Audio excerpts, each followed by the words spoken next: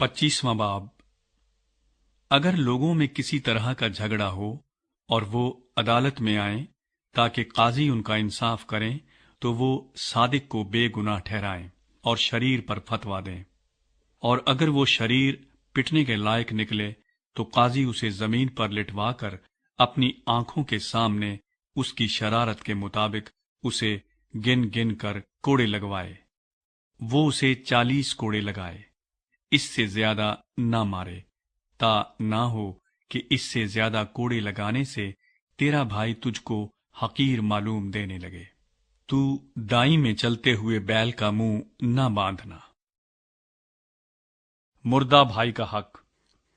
अगर कई भाई मिलकर साथ रहते हों और एक उनमें से बे औलाद मर जाए, तो उस मरहूम की बीवी किसी अजनबी से ब्याह न करे, बल्कि उसके शौहर का भाई उसके पास जाकर उसे अपनी बीवी बना ले, और शौहर के भाई का जो हक है वो उसके साथ अदा करे।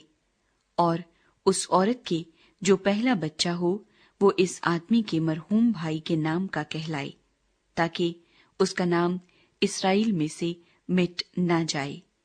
और अगर वो आदमी अपनी भावज से ब्याह करना न चाहे, तो उसकी भावज फाटक पर बुजुर्गों के पास जाए और कहे, मेरा देवर इस्राएल में अपने भाई का नाम बहाल रखने से इनकार करता है और मेरे साथ देवर का हक अदा करना नहीं चाहता।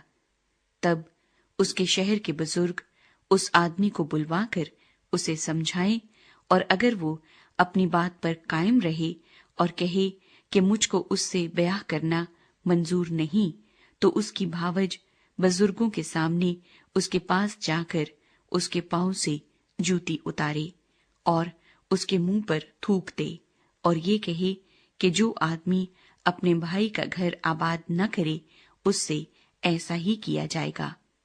तब इस्राएलियों में उसका नाम ये पड़ जाएगा कि ये उस शख्स का घर है जिसकी जूती उतारी गई थी। दीगर कवायद व जवाबत। जब दो शख्स आपस में लड़ते हों और एक की बीवी पास जाकर अपने शौहर को उस आदमी के हाथ से छुड़ाने के लिए जो उसे मारता हो अपना हाथ बढ़ाए और उसकी शर्मगाह को पकड़ ले, तो तू उसका हाथ काट डालना और जरा तरस न खाना।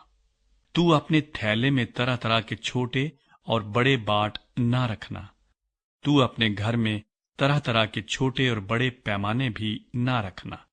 तेरा बाट पूरा और ठीक और तेरा पैमाना भी पूरा और ठीक हो, ताकि उस मुल्क में जिसे खुदावन तेरा खुदा तुझको देता है तेरी उम्र दराज हो, इसलिए कि वो सब जो ऐसे ऐसे फरेब के काम करते हैं खुदावन तेरे खुदा के नजदीक मकरूह हैं।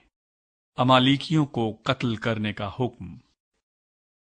याद रखना कि जब तुम मिस्र से निकलकर आ रहे थे, तो रास्ते में अमालिकियों ने तेरे साथ क्या किया, क्योंकि वो रास्ते में तेरे मुकाबिल आए और गो तू थका मांदा था, तो भी उन्होंने उनको जो कमजोर और सबसे पीछे थे मारा, और उनको खुदा का खौफ न आया। इसलिए जब खुदावन तेरा खुदा उस मुल्क में जिसे खुदावन तेरा खुदा मीरास के तौर पर तुझको कब्जा करने को देता है, तेरे सब दुश्मनों से जो आस पास हैं तुझको राहत बख्शे, तो तू अमालिकियों के नामो निशान को सफाई रोजगार से मिटा देना। तू इस बात को ना भूलना।